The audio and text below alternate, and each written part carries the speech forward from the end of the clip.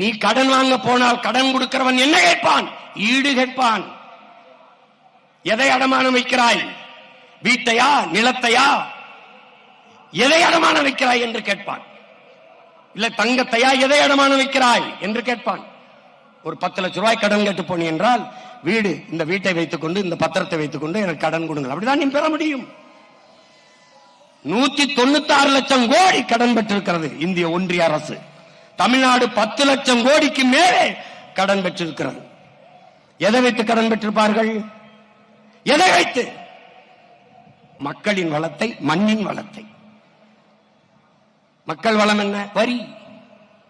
மண்ணின் வளம் என்ன? மீத்தேன், ஈத்தேன், ஹைட்ரோ கார்பன், நிலக்கரி எல்லாம். இதை வைத்துக் கொண்டு 10 லட்சம் கோடி கடன். அடுத்த 5 ஆண்டு ஆட்சி 15 லட்சம் கோடி கடன். அடுத்த 5 ஆண்டு ஆட்சி 20 லட்சம் கோடி கடன். எப்படி இருக்கும் நாடு? கடன் வாங்கி கையெழுத்து போட்ட ஒருவன் வாழ்க்கையில் நிம்மதியாக வாழ முடியுமா என்று அறிவு சமூகம் சிந்திச்சு பார்க்கணும். நீ கடன் வாங்கிவிட்டாலே கடன்காரனுக்கு நீ அடிமை, பொருளாதார அடிமை. கடன் கொடுத்தவன் என்ன சொல்றான் அதை கைகட்டி வேலை செய்கிற வேலையாளாக நீ மாறிவிடுவாய். அதைத்தான் நம்ம ஆட்சியாளர்கள் செய்கிறார்கள். அதனால்தான் நாம் இவர்களை தலைவர்கள் அல்ல, தரகர்கள், புரோக்கர்கள் என்று சொல்ல காரணம் அதுதான். முதல்வர் என்பவர் அகில இந்திய புரோக்கர், பிரதமர் என்பவர் அகில உலக தரகர்.